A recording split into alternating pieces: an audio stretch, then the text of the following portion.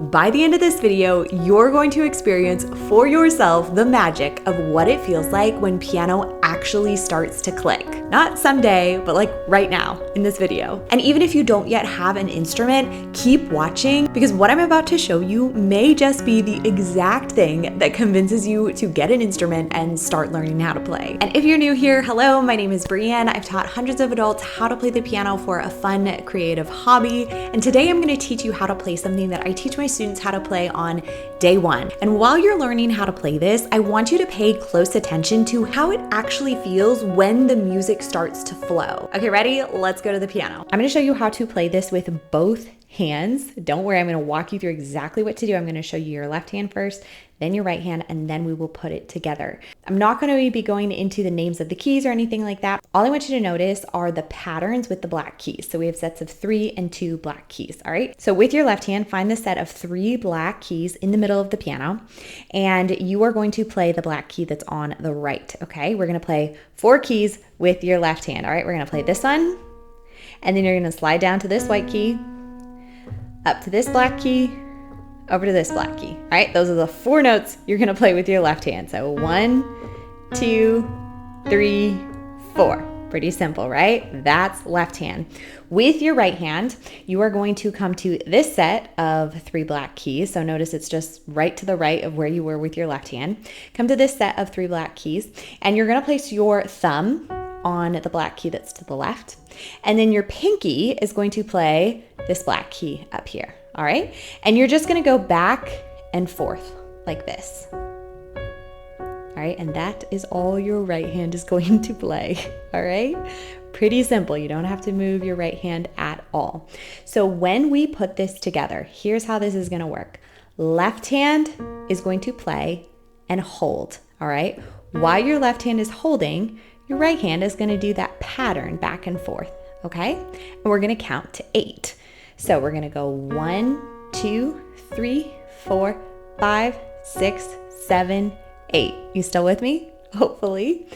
And then what you're gonna do is your left hand's just gonna come down and you're gonna play the next note in the pattern. 1, 2, 3, 4, 5, 6, 7, 8. And you're gonna play the next key in the pattern. 1, 2, 3, 4, 5, 6, 7, 8, and then the next key in the pattern. 1, 2, 3, 4, 5, 6, 7, 8. And then you do it all over again.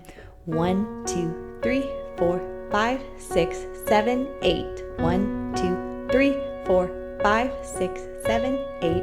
1, 2, 3, 4, 5, 6, 7, 8. 1, 2, 3, 4, 5, 6, 7, 8. And the really cool thing about this is you can play this anywhere on the piano. So I was playing this right here in the middle of my keyboard.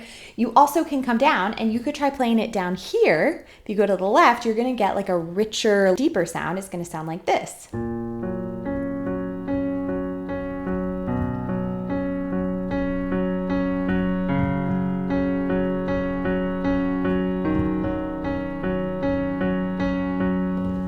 You could also play it higher on your piano or keyboard up here, and you're gonna get a higher sound like this.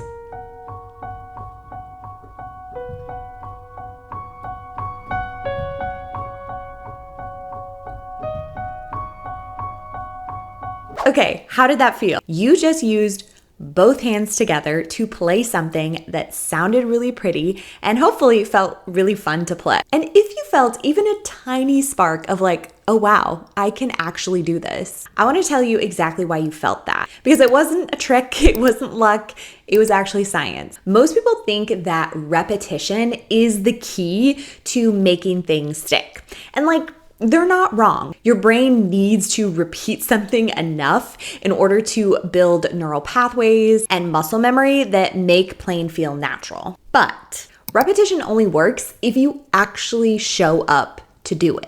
And you'll only show up consistently if what you're playing feels genuinely rewarding, like you're actually motivated to sit down and play it. Because here's what the science tells us. Your brain doesn't store memories purely on like how many times you repeated something. Your brain stores memories based on how you felt when you experienced it. So think about it like this. You can probably remember like every line from a song that you heard once during an emotional time time in your life. But you've probably completely forgotten information that you studied and crammed for the night before an exam. Same brain, but completely different retention. And the reason why is because emotion is what tells your brain this is worth remembering. This is worth keeping. So when you sit at the piano and you play something that sounds beautiful, something that makes you feel something, whether it's that feeling of like, wow, I'm actually doing it, or this is so much fun, or I just love the way that this sounds, your brain is going to release dopamine. And that dopamine does two important things. First, it makes that experience feel rewarding so that you're motivated to come back and do it again. And second, it signals to your brain that the experience is worth storing in your long-term memory. So you actually retain what you learned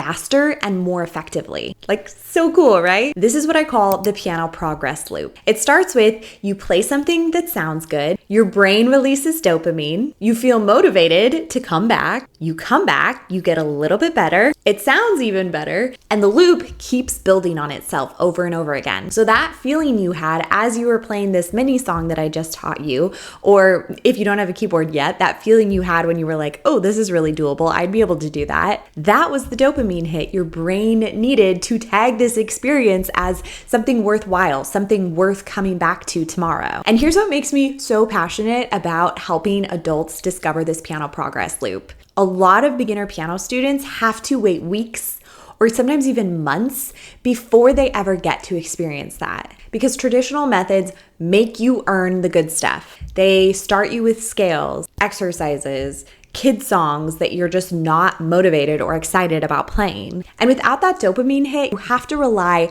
so much more on willpower and discipline in order to get you back at the piano. This is why when you learn how to play the piano with a method that works with how your brain is naturally wired, when you start with something that sounds like music from day one, everything changes because you're not fighting so hard to make it happen, but you are getting in flow with how you naturally learn things. Now, what you just learned is the foundation of an approach and method that I created specifically for adults who are learning piano for a fun, creative hobby. If you want to go deeper into this method and what it looks like in real life, how it's going to show you how to learn piano faster, play songs that you love, I've got a free workshop that I have linked down in the description. So make sure you go save your spot after you watch this video. Or if you're not quite ready for that yet and just want to binge some more YouTube videos, I've got this video coming up next. I'll see you over there.